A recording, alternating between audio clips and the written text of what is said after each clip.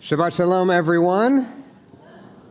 So great to be together with you this evening. Shabbat Shira, the Sabbath of Song, is the best time imaginable for us to welcome a guest cantor to lead us in song and in prayer. Zoe, we're so delighted that you're here with us. Thank you for helping lift up our songs and our prayers and for bringing such joy to our friend and colleague, Cantor Simmons. We're delighted that you're here.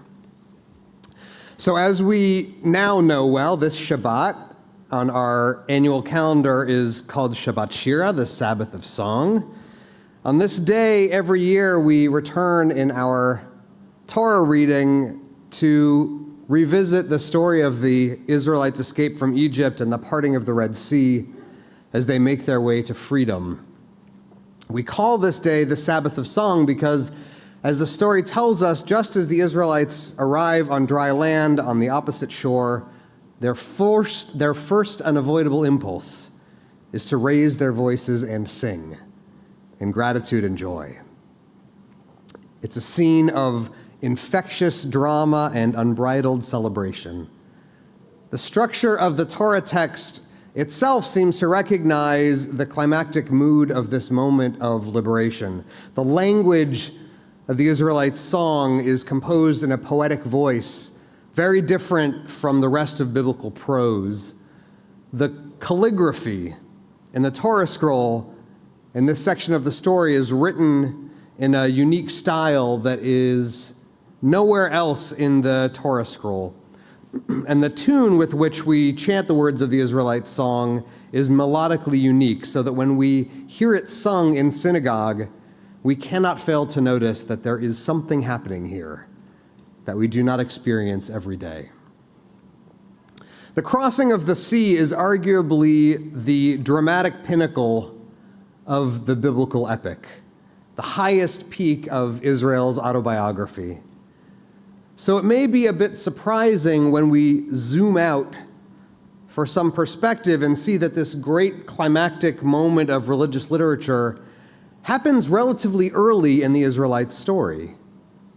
Usually the high point of a story comes fairly soon before the ending.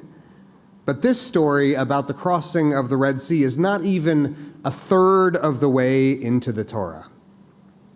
Half the book of Exodus, the entirety of Leviticus, all of Numbers, all of Deuteronomy, the vast majority of the Torah takes place after the Israelites cross the sea and before they arrive in the Promised Land.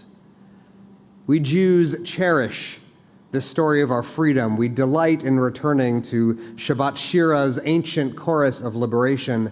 But the Torah's literary architecture cautions us to remember our redemption is not the end of the story. The Jewish story is about homelessness and yearning. It's about hunting desperately for a place to belong. It's filled with dramatic stories of razor-thin escapes from oppression, and also with the heartbreaking memories of so many who were less lucky than we were.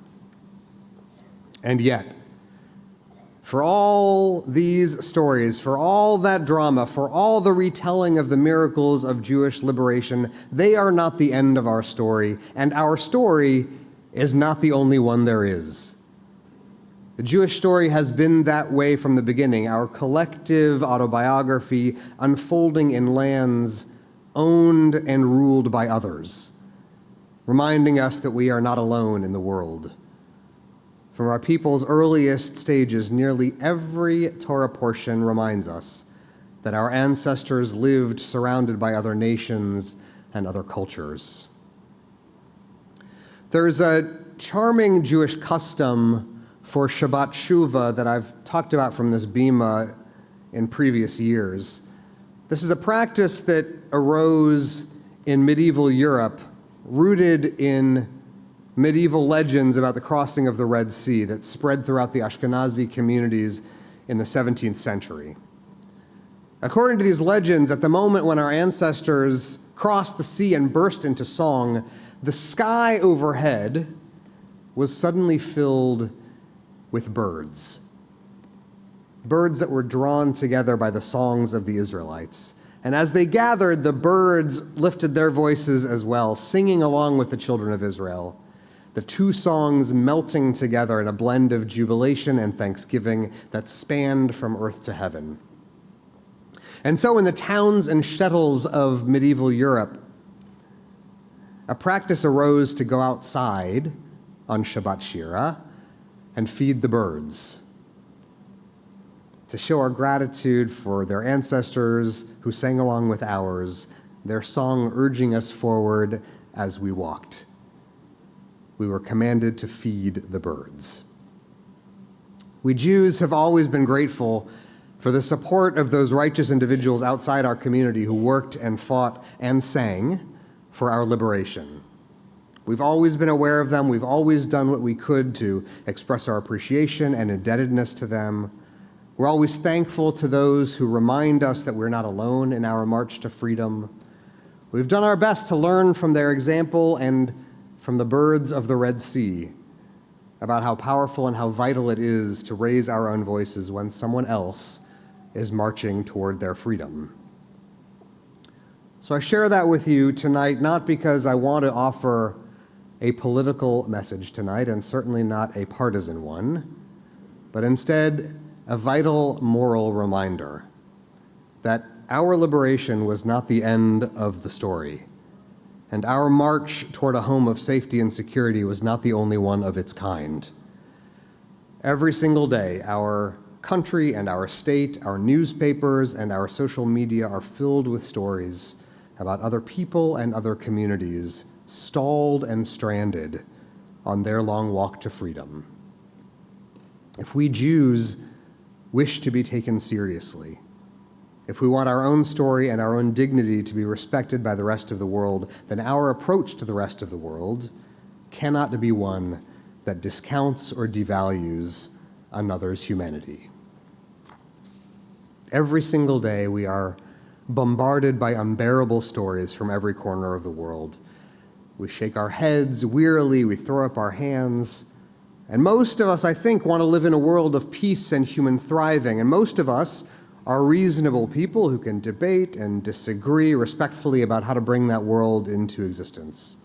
Some of us support this proposal or that one. We organize or advocate. We write forcefully worded letters to the editor or to our rabbis. But what we cannot do as Jews or as any sort of people of conscience is to mock or make light of those who are struggling and suffering as they yearn for freedom and safety. We cannot do that. We cannot. Civil disagreement will always have a home in this synagogue, but cruelty never will. I want to share with you a story about my teacher, Rabbi Eugene Borowitz of blessed memory. Before he died in 2016, Rabbi Borowitz was a professor of Jewish philosophy at our Reform Seminary, Hebrew Union College.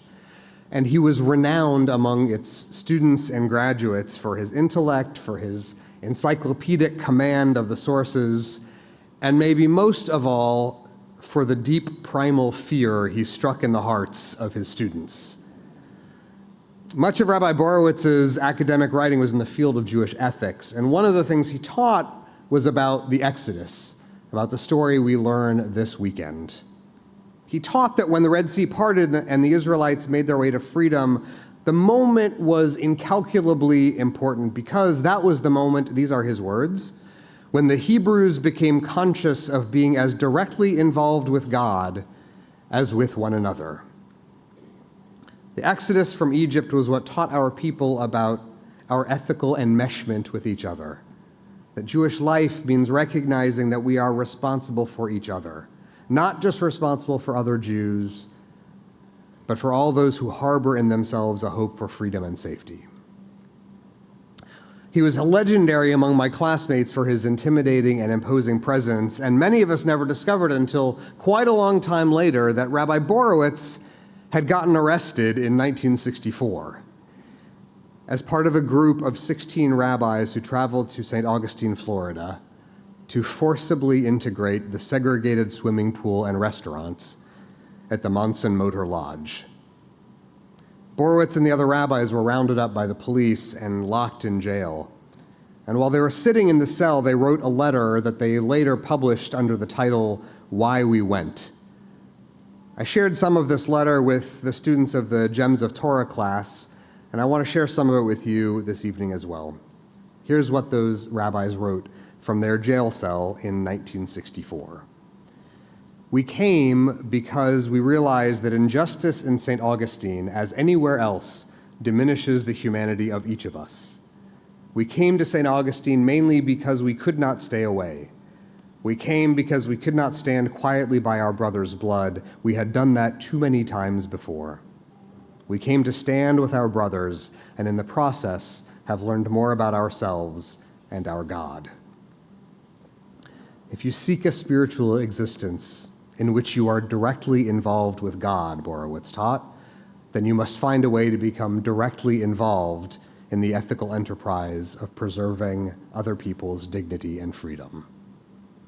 That's just how the math works, in that one irreversible direction. It's true that the moral atheist can love other people while holding no religious faith or piety, but a moral Jew cannot love God without a compassionate devotion to other people.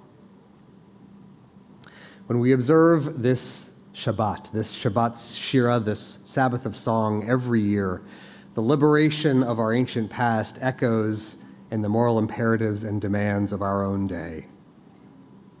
The harsh reality of the world teaches us that oppression and pain are unavoidable, but faith believes that redemption is too. This is what it means to live as a Jew. This truth is one we know in our bones. No path to redemption is straight or simple, and none exists in a vacuum, unconnected to the universal hunger for safety and freedom. Friends, we are a people of displacement and exile. Nearly the entire Torah, with the exception of the scenes that take place in the Garden of Eden, is woven around and through the people and places of other nations. Maybe what this suggests to us is that perfecting the capacity for empathy, the ability to see the full human dignity and infinite value of the others around us, maybe that's the thing that will allow us to build a world that feels like Eden once again. That beautiful medieval custom of feeding the birds on Shabbat Shira reminds us that even in our particular moments of private redemption, we are not alone. There are others whose love and support take to the sky on great white wings, and it is our job to feed them, to do what we can to nourish and acknowledge the others who love and look after us. And by doing so, we add strength and power to our own capacity to add our voices to the sacred chorus, the verses of redemption that echo all around us like the song of 1,000 wild birds. God, grant us strength in this work, strengthen our voices, and strengthen our community, that we may share our strength, our power, and our song to your great symphony of freedom and redemption. May this be your will, O God. Amen.